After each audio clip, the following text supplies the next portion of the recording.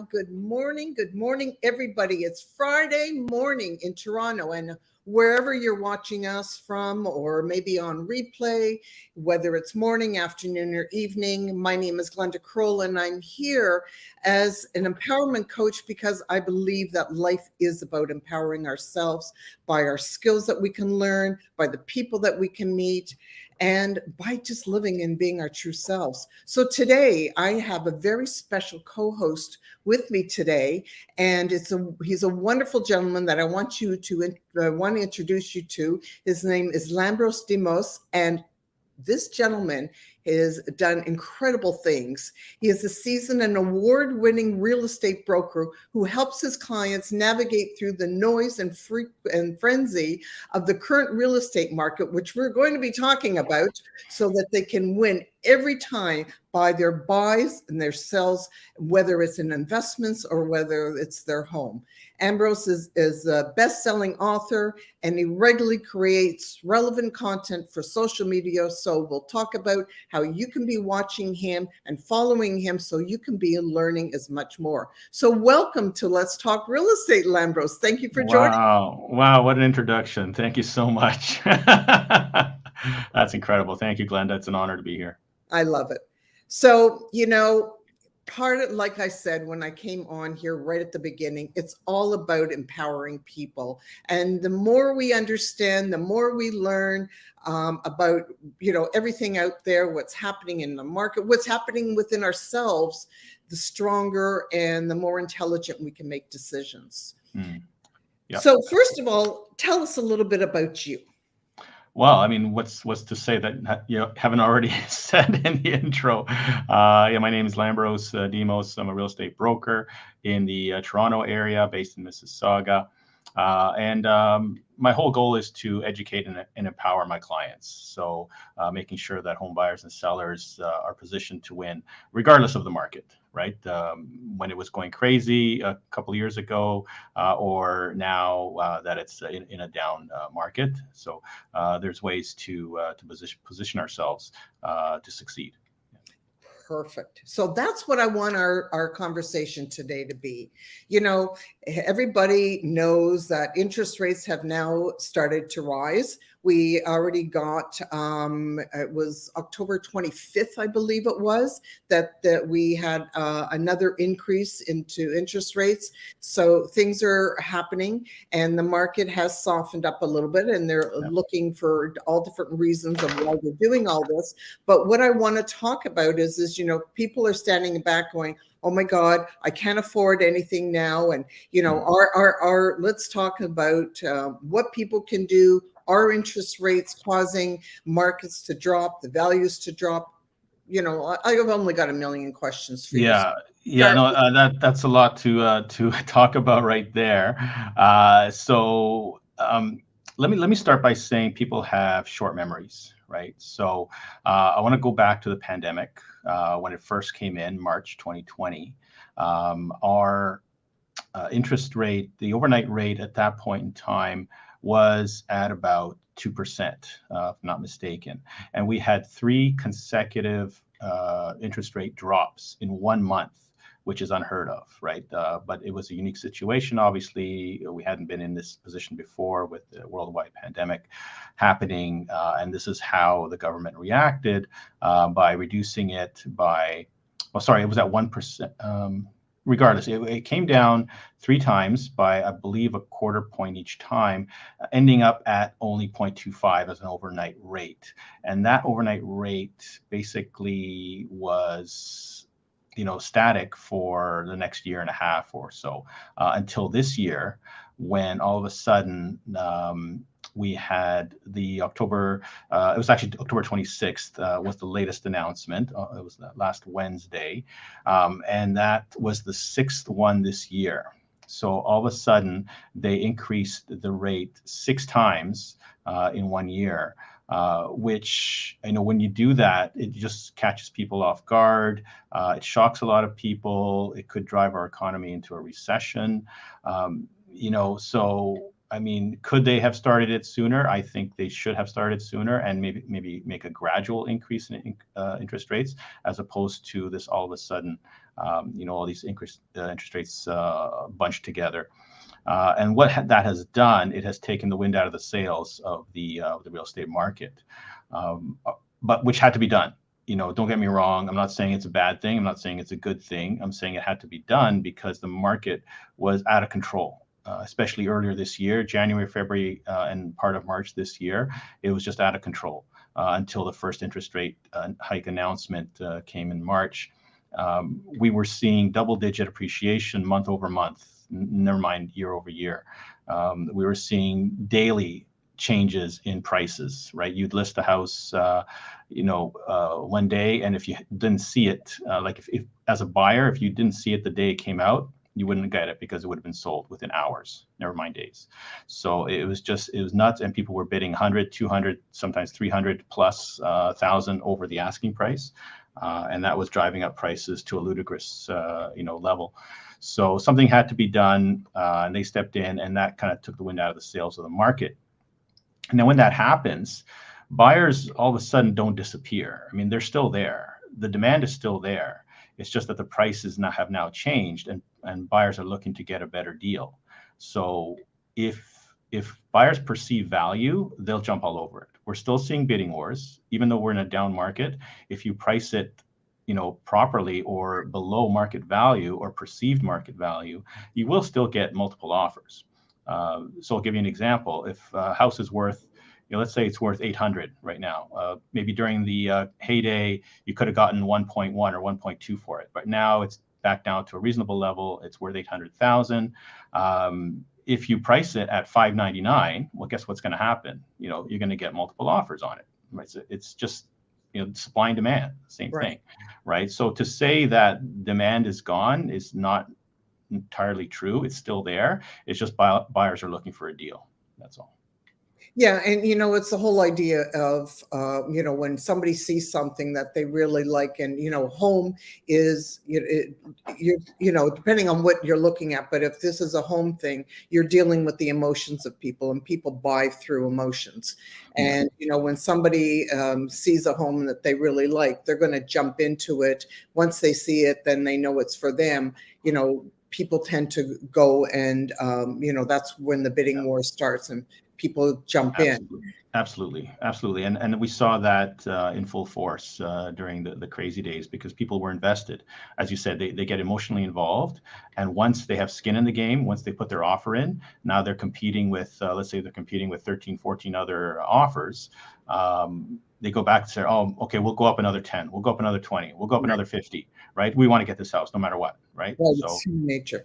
Exactly. Yeah.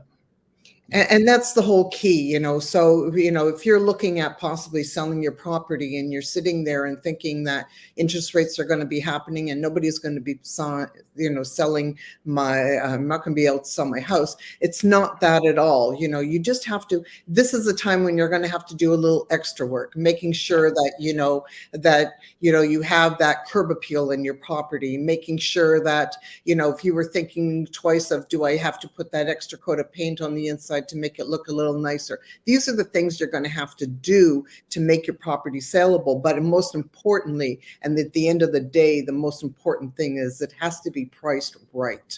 Yeah, price is everything right now. But those points are valid as well, because we're in a more I'm not going to say competitive market. It's more competitive for sellers right now, because there's more options for buyers, and buyers pretty much hold the hammer these days, because they can bring back their conditions on financing, conditions on inspection. Sometimes we're seeing conditions on the sale of their house, right? Which, if sellers don't have any other offers, then guess what? They might be more willing to accept something like that. The house has to show well.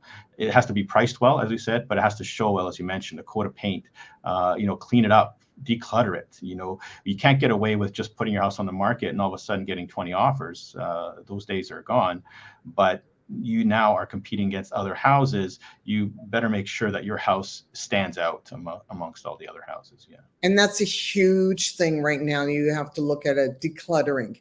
And in decluttering in so many ways, it's not even for just the house, which is huge, But let's look at it on a psychological level. When you start decluttering, what happens is actually it allows the energy in yourself to flow. It starts allowing you to change over about who you are, and what ends up happening is allows things to come to you as well. So decluttering your home actually starts to being, it declutters your own self. Oh, I love that. Yeah, absolutely. You're 100% right. And there is some science behind that as well. Because when you declutter your own space, you're decluttering your mind as well. And I like how you said it. You allow other things, good things, to come in into that space. Absolutely. And that's why, okay, when we talk about things to flow, things to come to us, that's why one of the reasons why I do these things, coming here to come out and in front, because the whole idea as we talk, I want people to be listening to the fact that even if you're not in the market right now to sell, maybe you're not, but maybe an opportunity could be coming by, and maybe you would hear something that we're saying and it tweaks something in you. It gives you an idea of maybe, okay, well, maybe I don't want to buy, but what if I could sell? What if I could invest? Let's talk a brief moment about investing in properties and doing something, because we're getting higher immigration rates that are coming in. Trudeau, we're talking Canada, but this is worldwide. Is this happening throughout the US? Huge. Where immigration is coming in and especially into your major cities, and that it's growing, and there's not enough places to live. Hello? No, absolutely. You're 100% right. The federal government just announced that they're increasing their immigration targets. It was all over the media a couple of days ago, and it's on the government website as well. I think the targets are 465,000 for 2023, 485 for 2024, and 500,000 for 2025. Wow. This is up from the previous targets of 405 or whatever it was for the last 3 years, or 2020, 21, 22. So I don't think there's been a better time than right now to get an investment property, to have an investment property, because what do immigrants do when they come here? They don't buy a house right away. They rent most of the times, right? For at least 2 years, 3 years, 4 years. Maybe now with interest rates the way they are, maybe it's going to take them longer. So the rental market is going to skyrocket. It already is highly competitive. We spoke about bidding wars a few minutes ago on the purchase side. Well, now we're seeing bidding wars on the rental side. If a house is listed, let's say for $2,500 rental, it's not out of the ordinary for it to maybe go, $2,700, $2,800, $2,900 a month, because now you're competing against other tenants, and it comes down to your credit score, it comes down to income, it comes down to all these things as well, not just price. So it's a highly competitive market.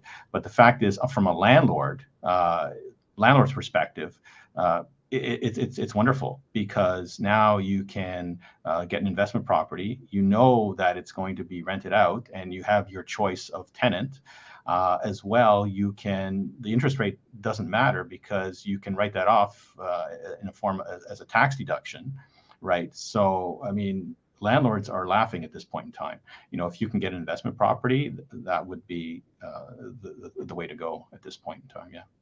And remember, when you're looking at investment properties, and I know because through the last portion of my life, I've done a lot of investment properties myself and been a landlord and do it. There's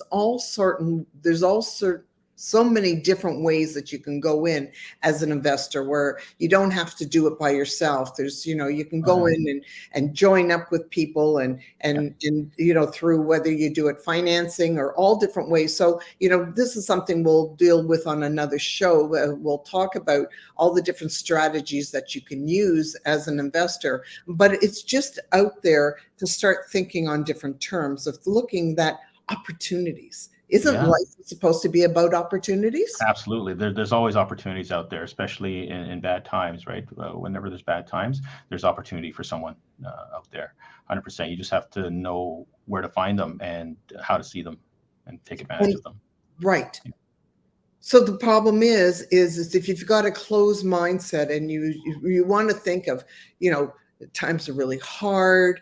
I'm never going to make it through all of this. When you have that type of mindset, you're not going to end up seeing what's out there, or the opportunities will just pass you by because you're not in that frame. But if you can change yourself and being in the frame of mind of listening to things like this, where you can learn different things and expand your mind, then you're going to start seeing more opportunities coming your way. And that's really what it's all about.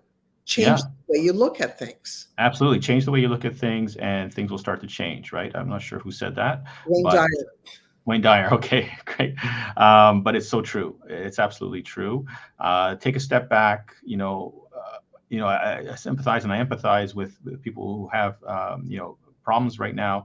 But the thing is, take a step back, analyze your situation, do some research. There's always a way to improve your situation in life, right? And sometimes that might take sacrifice. Sometimes, it's not going to be easy. I'm not saying it's going to be easy. The hardest thing is to step outside our comfort zone and do something challenging and do something that may be risky, but the rewards will be worth it. And that's the whole idea. Just like Lambrose says, is, if we don't start stepping out of our comfort zone, then life isn't going to change for us. Yeah. And I know and I know even in real estate, that's really stepping out of the comfort zone. So what do you say to people that are, maybe wanting to get into real estate, but are scared too? Is there, some type of wise information, things you can tell people that what they can do so they can feel a little bit more comfortable to step into that? Yeah, I would say do the research. Look at the numbers, look at the stats, listen to different people. They don't have to listen to me. They can listen to whoever they trust, and just think it over in their heads. They might have fear of the market crashing. Okay, the market's going to go up and down, but over the last 40 years or 50 years or whatever, the long-term trajectory has always been up, right? So even if it goes down a little bit now, that's a buying opportunity. I mentioned before, where there's bad times, there's opportunities. So, and the wealthiest people in the world, they take advantage of these opportunities. So they see the stock market crashing, they'll buy up stock. They see the real estate market going down, they'll buy up real estate, right? Because they know over time it's going to go back up again, right? And as I said before, if you get real estate prices have come down quite a bit right now. It's a great time to buy. There's hardly any competition for you, so you can put in your financing condition so that there's no risk right there at all. If you don't get approved, then you get your deposit back and you haven't lost anything, right? But if you do get approved, then there's a whole opportunity out there for you to increase your net worth, get rental income. There's just so much, and you can take your life to a whole new level that way. Plus, as I said before, if this is an investment property for you, there's tax deduction benefits off the interest rates. So it's not like, oh my God, these interest rates are too high. Well, I mean, there's a solution for that as well. The rent should cover all your carrying costs. I mean, ideally, you want a bit of positive cash flow, but even if you don't have positive cash flow, if you're breaking even, then you're not losing anything either, right? And all it's doing is over time, let's say you hold the property for 10 years, 20 years, the value of that property is going to go up anyway. Now you've built some equity, and maybe do it again, maybe get another property. And now you're setting yourself up for life, for retirement. And if you have children or grandchildren, you're setting them up as well. There was an interesting report that came out, again, I don't remember who put it out, but it showed the discrepancy, the gap between the children of parents who owned property versus the ones that didn't. And it was a huge, huge discrepancy. So we have the haves and the have-nots, but in a real estate sense, those who own property and have experienced equity growth are now in a much better position for life, for their children, for their grandchildren, et cetera, versus the ones who were renting or didn't have an opportunity to buy before. But we have to look at this also on another level when you bring that up, because, when you are a parent and you are showing that you have maybe that entrepreneurial spirit, or you're that investor and you're or that risk taker, that's what I was thinking of, is, who we are and how we live our lives is what we teach our children. So if you, and I only know this from my own life, I have seen how some of the most difficult times in my life, thinking to myself, I didn't even think about my children, but watched how when I had gone through some major down times and I had picked myself up and kept on going, my children actually turned around and say, wow, I can't believe you've really inspired me. Like, I'm so blown away that you've been able to do this and you didn't sit there and feel sorry and you're not being angry and mean. And it's true because they watch you. So what ends up happening that is if you're a type of person who's going out there and building your own self and, going out there and taking some risk, or even going out there and starting to learn, your kids see what you're doing. And that's the most prime example that you can lead for your children. And you teach them for their lives as well. So, it's such important information that you have to realize. So when you think, you've got to think outside the box, as we're just not here on an island and dealing with our own interests. Yeah. Children perceive everything and they soak it all in. They're sponges, right? So, and they tend to copy what their parents do, right? Whether intentionally or unintentionally, whether consciously or subconsciously, right? They'll follow their patterns, right? So that's absolutely right. What you're saying, that's absolutely true.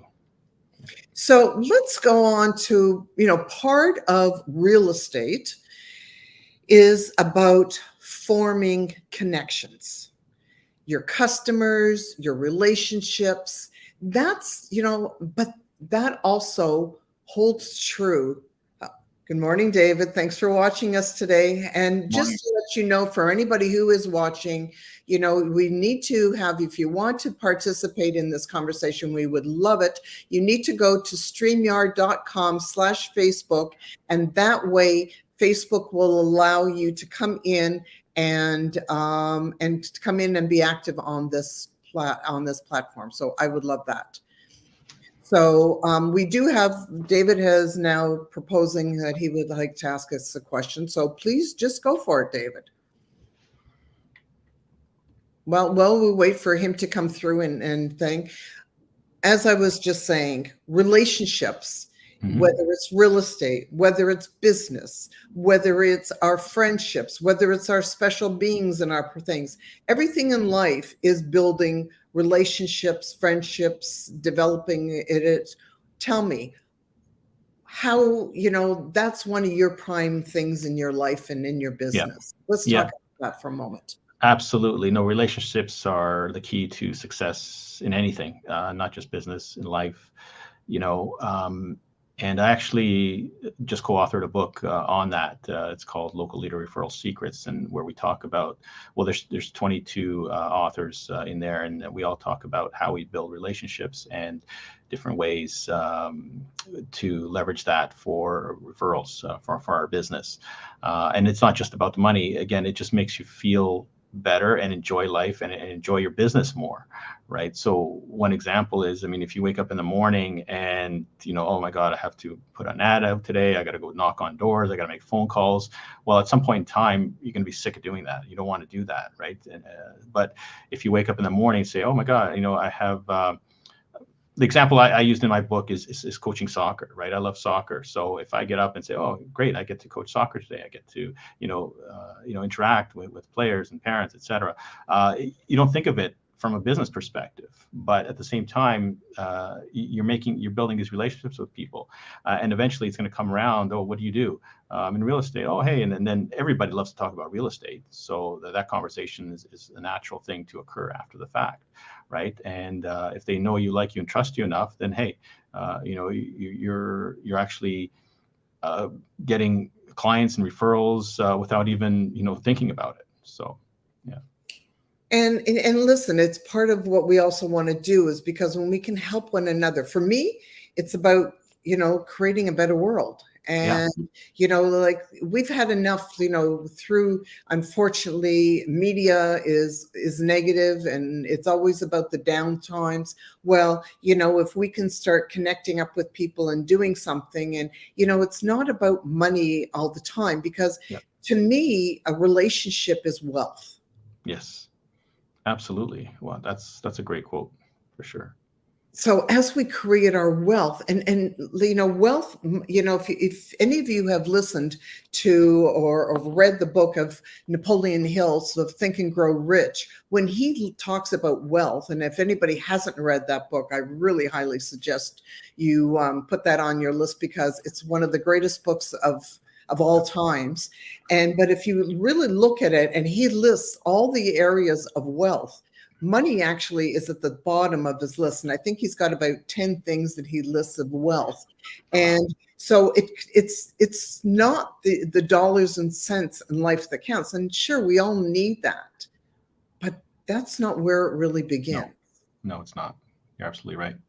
So when you have a new client, or maybe they haven't even become a client yet, what are the things that you do to start to establish a relationship with somebody? Well, that's a great question. I mean, the number one thing is to build rapport with that person, right? Because as I mentioned a minute ago, they won't do business with you unless they know you, like you, and trust you, right? So, and they're not just going to see your face on on a bus or whatever, on a bench or something, and say, "Oh, I'm going to call that guy because he looks good," or regardless of what your commission rate is or anything like that. Most people won't do business with you on that regard. There has to be a trust factor there, and your house is arguably your largest financial investment. And as we discussed off the top, it's your largest emotional investment as well. So they're not just going to trust that transaction to just anybody, right? So they have to make sure that they can trust you and they like you. So if you build that rapport off the bat, that'll help a lot. I never push them into making a decision. I don't push them into making a sale. I analyze their situation, I ask them questions, and say, okay, this is your situation right now. Does it make sense for you to sell? Does it make sense for you to buy? Does it not make sense for you? Maybe you should wait. And you have to be honest with them and tell them that at the risk of not getting a transaction. And there are people out there who, in my industry, who don't do that because they just push for the transaction. They push for the sale. There's 80,000 real estate agents registered in my board, in the Toronto Real Estate Board, which covers the GTA.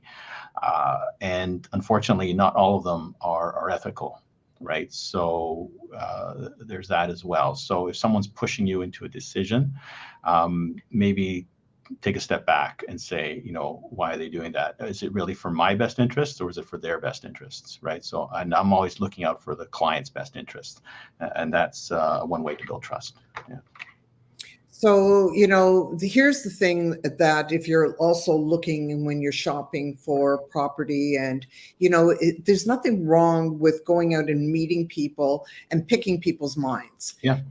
And that's true in every industry. Like, even as a coach, I really love when somebody will just, I offer a free 45-minute session anyways, because I want people to pick my mind. I want to know if I can work with you. I don't, we're not all created equal. So I'm sure, Lambros, you've had people that have come to you and you just feel, I can't. No, it's a two-way street for sure. So some people may not want to work with me, and that's fine, because I may not be a fit for everybody. And there's some people that I would rather not work with. If our goals are not aligned, or our values are not aligned, then it's not going to be a good fit. So it's just going to end up wasting my time, wasting their time. It's going to cause frustration, and it's not worth the paycheck at the end of the day, if it even happens, right? So. Yeah. So the whole idea is knowing that you can be there, so you can bring some quality, and you're going to bring an asset into that person's life. And that asset, absolutely, like we say, not always is money always the bottom asset. That's right. Yeah. Yeah, absolutely. So part of it now, we're going to just take a step back, because here we go. David has a question to us that he's saying, and we'll go back into real estate. We'll just move around, and wherever we land today was, I'm happy with. Are you happy with that too? Oh yeah, absolutely. Let's go with the flow. Okay. Yeah, that's my life. So if you own a home, can you take out money in order to purchase another property? Generally speaking, yes, you can do that. It depends on the equity of that home. So if you bought, let's say you bought pre-pandemic and prices have gone up, 50% since then all of a sudden you've got a ton of equity in your home, and the banks will allow you to take out a portion of that. I think it's like maybe 80% they'll let you take out of the equity, right? So again, just using quick numbers, let's say your house is worth $1 million, you have a $400,000 mortgage on it. That's $600,000 in equity. So the bank will maybe give you a line of credit up to 480, something like that. Right. And that's when you can approach another a mortgage broker and show with that so that you can line yourself up. Correct. Yeah, correct. But let me clarify the steps as well, because you still have to qualify for that line of credit. So if your income, et cetera, if they think that you won't be able to cover it, then they won't give you the full 480. They might give you 200 or 100 or whatever it is that because you still have to go through the qualifying process. So David, to answer your question, in theory, yes, you can take money out, but you have to qualify for that. Yeah. And one of the things, let's mention that when you're qualifying for this, the other thing that we need to mention is what are you doing with that home too? Because part of it is you need to show, like, maybe you're going to take that home and be that house and be an investment property, and you're thinking of, if I'm going to make an investment, then I'm going to rent it out. Yeah. Then you got to do some homework. Absolutely. And again, if you're buying a second property, the minimum down payment is 20%. So what was happening during the crazy days of the pandemic, people were pulling equity out of their houses and buying second, third, fourth properties, because they were going nuts. I think the government and the lending institutions are cracking down on that now. They don't want you to use borrowed funds in order to purchase another property, and that's what using the equity in your house would be, because you're basically taking out a line of credit. So now you're using borrowed funds to purchase something else. So it's not an easy question to answer. It really is case by case. Right. So you have to talk to a mortgage broker about that and see how they can best, do something for you in your situation. Right. Because even if the banks say no, let's say the banks come back and say, sorry, we're only going to give you 100,000.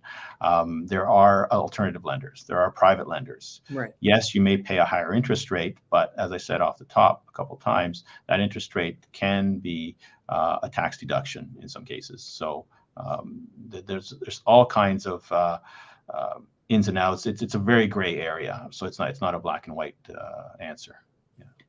So is that next part of this question is, would the interest rate be at a higher percentage point? Usually, yeah, absolutely. Especially if it's with an alternative lender or a private lender, typically they have higher interest rates than the big five banks. Yeah.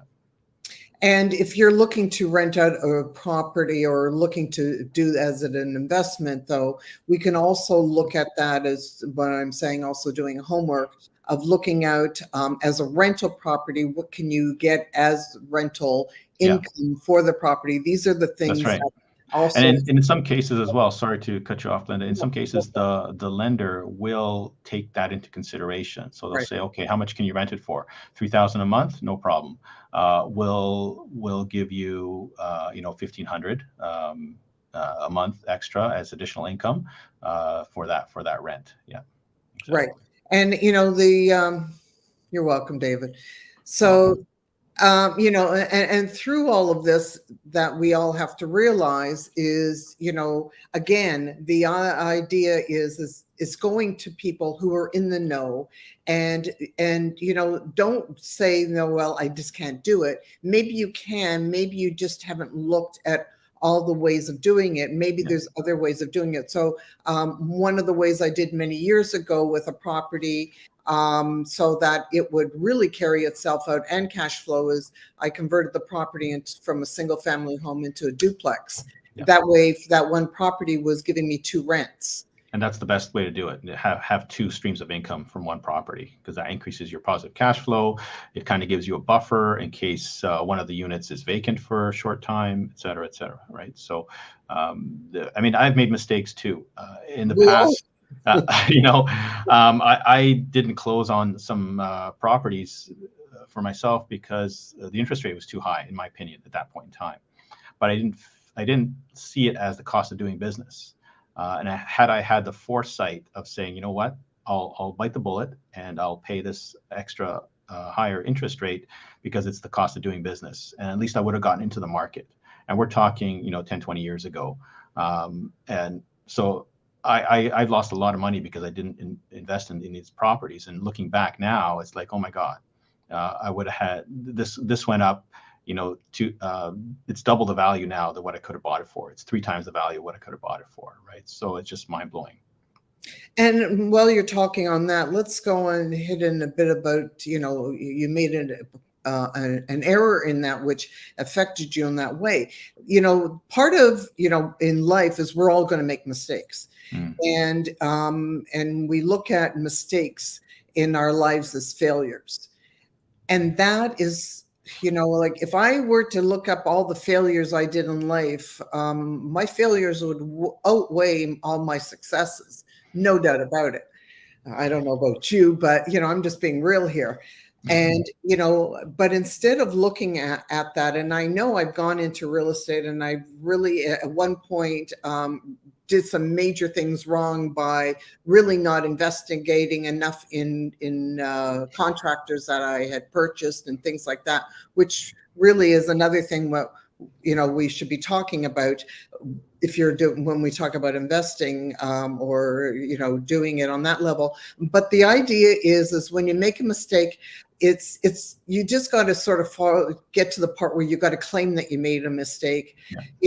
Give yourself a moment or two to have your moment of pity party, but then get up and just say, okay, what can I learn from this and how can I change that? Yeah. Exactly. No, that's the whole thing. I mean, we learn from our mistakes. We don't learn from our successes. We learn from our mistakes, right? And that way, if you use it as a learning experience, then you're much better off down the road, and you can make sure that you don't repeat the same mistake over and over again. And maybe pass it on to your children as well, right? Maybe they can learn from your mistakes, right? And we talked about children a few minutes ago. And actually, there was a nice comment in there by Carolyn. I don't know if you can bring it on the screen. Yeah, I'm bringing it right up now. There we go. Carolyn, she's wonderful. I met her in New York a couple of weeks ago. So thank you very much, Carolyn. That's very kind of you to say that. Yes. So yes, great info from us. This reminds me of the song "Children Will Listen." I don't know that song, but children do listen. They absorb everything that's around them. Yeah. They feel the energies. Yeah. More than you'll ever imagine. They're the being of everything in our lives. And whether you have your own children or you don't, it doesn't matter. Our future are our children. Yeah, that's so true. It's so true. Yeah. Oh, thanks. We love you, Carolyn. She is an absolute doll. I had the great pleasure of meeting Carolyn in Florida when we have a shared mentor, Forbes Riley, who we both went to an event and we had amazing connection. So the song is on Barbra Streisand. Okay, I'm surprised because I love Barbra Streisand. She's one of my idols. I think it's incredible. And then listen, music really is one that helps what is it? It calms the savage beast in us. So part of it is we get caught up in our world of the buying and the selling, and we make a mistake and we start to eat our own selves up, which actually diminishes our own power. And I'm one about believing in building ourselves and our power, whether it's whatever type of business we're in. We'll go back and talking again now about our relationships that we get involved with. And, it's building your own power is how we can contribute to one another.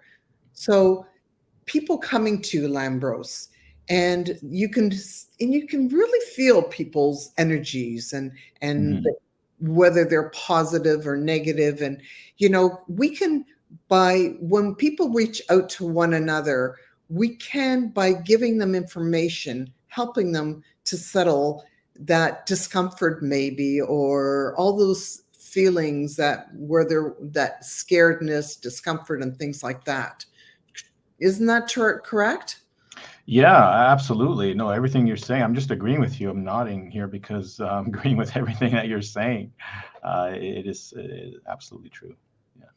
So, okay, so let's harness the power of ourselves to put ourselves out there. You know, Okay. if you're looking at possibly even getting into real estate, possibly even investing in real estate, let's start at one point here to put this out there to people. You don't have to commit to anything. No. I want people to understand, and it's not, it's real estate, it's coaching, it's everything. It's about reaching out. Well, I mean, I would say that I'm going to backtrack a little bit. You do have to commit to something because it's a life commitment, getting into real estate, and it's a commitment to yourself to improve your situation in life.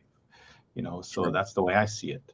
Okay. Right. So if you're on the fence all the time, then you're not going to make a decision. You're not going to close on the property. You're not going to, go after it. You're not going to take the risk. You're going to do what I did years ago and say, it's too risky. I don't want to pay that interest rate, blah, blah, blah.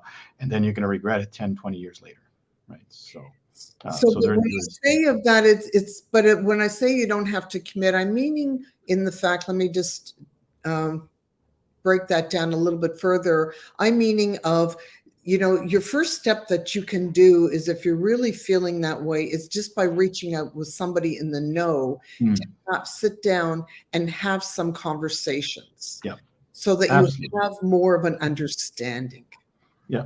Where there's a will, there's a way, right? So if, like I said, let's say you want to get into real estate, you want to buy a house, but you don't have a down payment. Well, there's solutions for that as well, right? There are resources out there who will help you with a down payment. Does it come with strings attached? Absolutely, because nothing in life doesn't, right? So, but then you have to consider if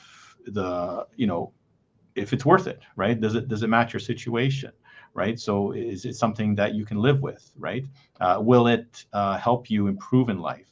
If you do this, what will your life look like 5, 10 years from now? Whereas if you don't do it, what will your life, will you still be stuck in the same place, right? So these are things that you need to kind of think about and write down as well. And do you help people go through that type of challenge if they're looking at that, to just show them the different avenues that they can go to if they want to start to get involved in real estate? Certainly, yeah, I'd be happy to go through that with people. Especially first-time home buyers. I work a lot with first-time home buyers. I've created a little information booklet that I give to my first-time home buyers, and then we have discussions. What's their situation right now? What could it look like in a year from now? What could it look like 5 years from now? If they take that step. If they don't take that step, then again, where are you going to be 5 years from now if you don't do this, right? Are you still going to be renting? Are you going to still be living in your mom's basement, right? So all these things, right? So, just putting it out there to anybody, we'll put Lambrose's contact information in the chat down and after the video. But what I want you to know that is, if we have any first-time home buyers or people want more information than that, just reach out or put even into our chats on Facebook or LinkedIn or wherever you're watching us from, and just put that down, and we'll make sure that we get you that information that will help you. Because the more information that you have, the easier it is, that you can make decisions in yourself. Yeah. The more comfortable you're going to Absolutely. be. Those Yeah. I think that's the theme of this right now. Knowledge is power, right? So just be careful where you get that information from. Is it coming from someone who's self-serving, or are they really looking after your best interests, right? So that's all. And that's the key to it all, right? Is looking, people are very quick to put their 2 cents into a lot of things, but where is it really coming from of the person? Oh, yeah. No, I'm glad you said that, because there are a lot of opinions out there, right? We know the old adage. I'm not going to say it here on air, but that's funny, because with first-time home buyers, they get a lot of information from well-intentioned, but sometimes misinformed family members or friends, because they'll say, their mom and dad, can't believe the prices these days, so they'll discourage them from buying because, the price is too high. I bought mine for $20,000 back in 1972, right? Well, the market's changed a little bit in the last 50 years, right? So, but sometimes they're stuck in those ways, and parents obviously have a huge influence on someone's life. I worked with a first-time home buyer not too long ago from a European background, and Europeans can be very I'm European, so I can say this, we're stubborn, we're opinionated, right? So then you have the whole, it was okay when I was just showing the buyer the properties, but then, the father wants to come along, the aunt wants to come along, the cousins want to come along, and everybody has their, 2 cents. So they're all talking, giving their opinions. I'm just sitting there in the kitchen on one of the bar stools, and I'm just saying, okay. Just taking it all in. You guys done? Okay. What are you gonna do? Like, kind of thing. If you don't want to buy, that's fine. But if you do want to buy, I'll help you. So it's funny that way. Yeah. So sometimes what you're saying is the fewer the people that are involved in your end of your decisions are probably the best. And look at the people that have actually done what they have done in their own lives, and that really tells a lot of Excellent point. So are you going to take advice, financial advice, from somebody who has no money, right? So and not to put anyone down or anything like that, that's not the point of this, but I can just go back to my situation. I don't have children, so I'm not about to give a parent some advice on how to raise their kids, right? Because I haven't been there, I haven't done that, so I don't feel qualified to do that, and I'm not in a position to do that. So if they ask me, then I'll say, okay, I might think this and that, but I just try to stay in my lane, right? So if I'm in my lane, I know what I can, information that I can share, knowledge I can share, advice I can share. I'm happy to give real estate advice. I'm happy to give all kinds of expertise advice on things that I know about, but unfortunately, a lot of people think they're experts in everything. So especially real estate, everybody loves to give their opinion on real estate. Right. So, and it's really important that you see who is really either active in real estate or when the last time they bought their last piece of property, because, just like you said, if, like I remember when I bought my first house, and my parents would say, I spent my very first house, I spent $156,000. And my father went, wow, I only spent like 40,000 and we have double the home. And, that was when they started out in their lives. And, now you're paying, look at the amount that you've increased. So if somebody hasn't bought in their home in 40 years, you got to be very careful of that, because it really is important, because you need people that are really have their finger on the pulse of knowing about the market, right. So absolutely. Yeah. The market has changed so much. Everything is different now, right? So, again, I'm not trying to knock anybody. These people are coming from a good place. They care about their family member, and that's why they're sharing that advice. But sometimes it's to their detriment when they don't even realize it. Yeah. So what we go through is what we need to, we need to learn. We need to, we can accept people's comments and considerations for what they're, because most people have, they're coming to you with honor, but at the end of the day, sometimes you have to just smile, accept it, but mentally don't accept it. And go where you are. Like, it doesn't mean that you have to hurt somebody else's feelings. No, absolutely not. There. It's just being true to yourself of understanding where it is. Exactly, exactly. And do the research. Don't just take things at face value because so and so said so, right? Look it up, research it, ask other people, ask experts, right? So yeah. So how do you find the experts? Great question. You can well, it depends on expert in what. I mean, expert in real estate. Let's say we're looking for a realtor now. Somebody that, we want to get information. We want to, Mhm. we're at the beginning of this pile. Where do we go?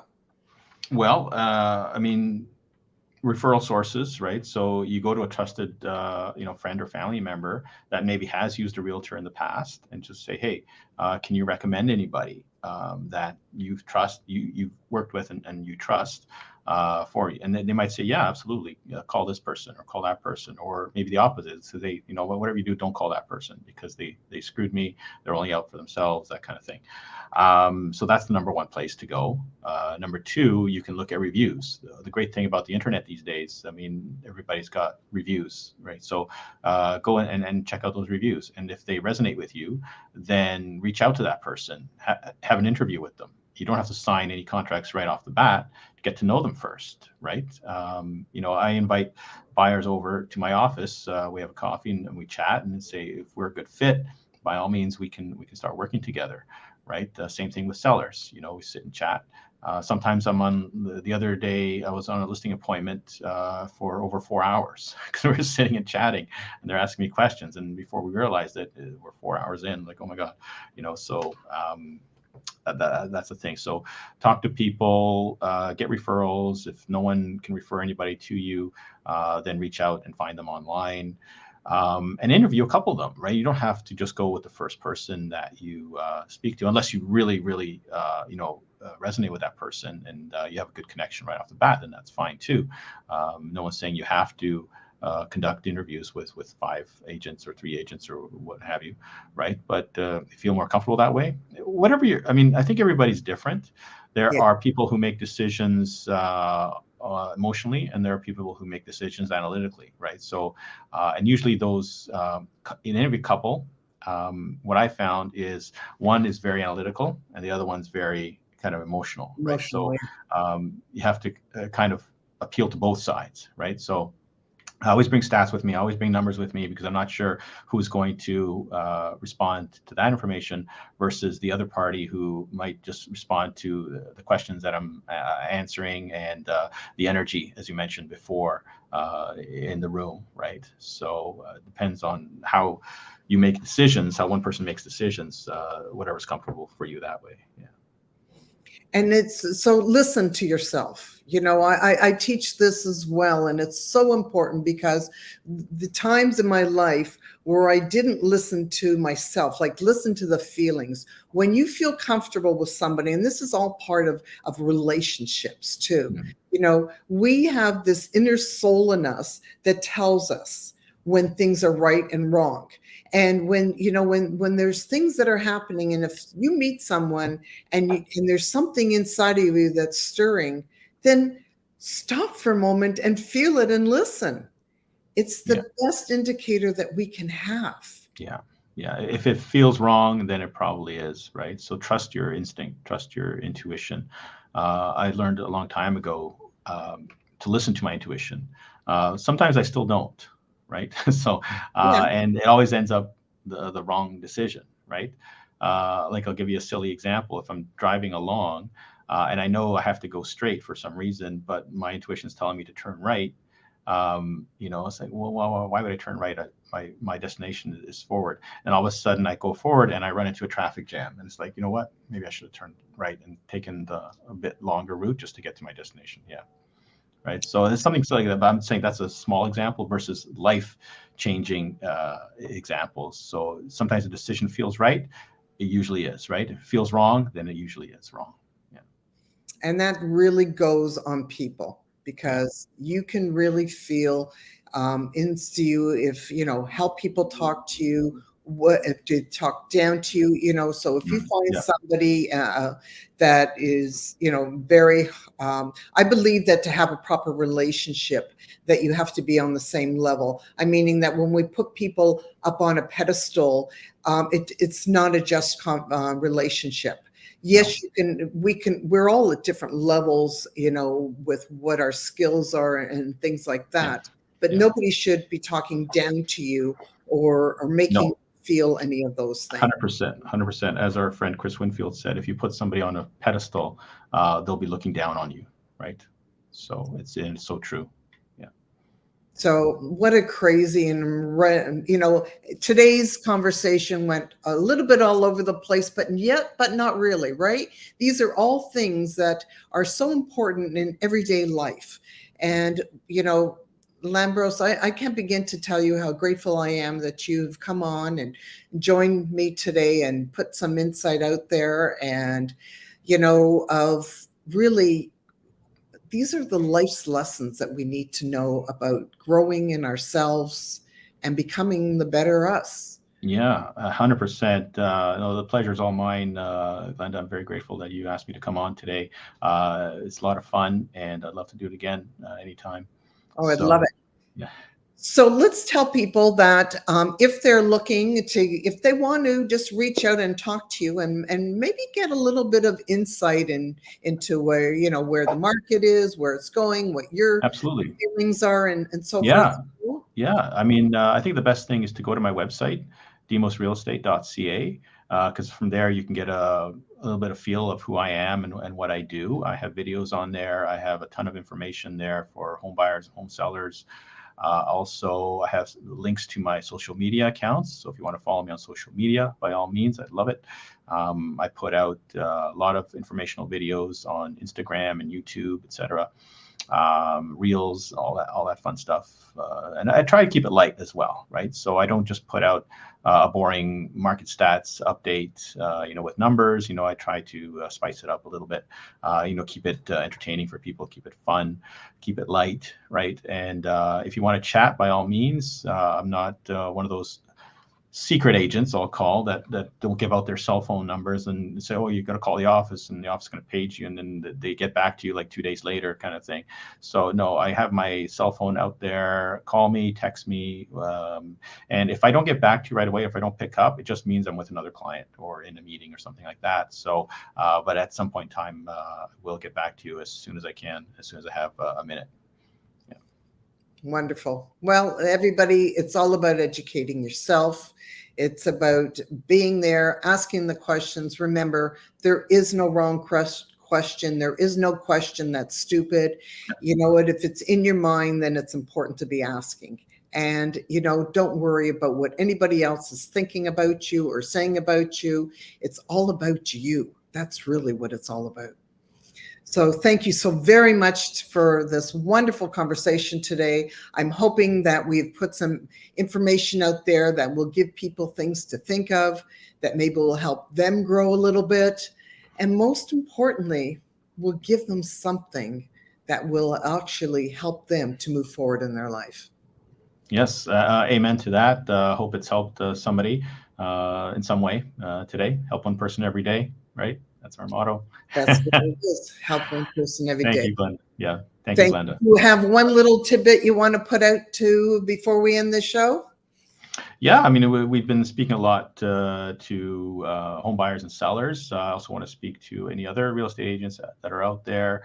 If you want to get some great tips, especially beginner agents, on how to build relationships, how to, you know, get referrals, that kind of thing. Have a look at the book that I've co-authored with, like I said, 22 other agents all across Canada and the US. So there's all kinds of great stories in there, all kinds of advice.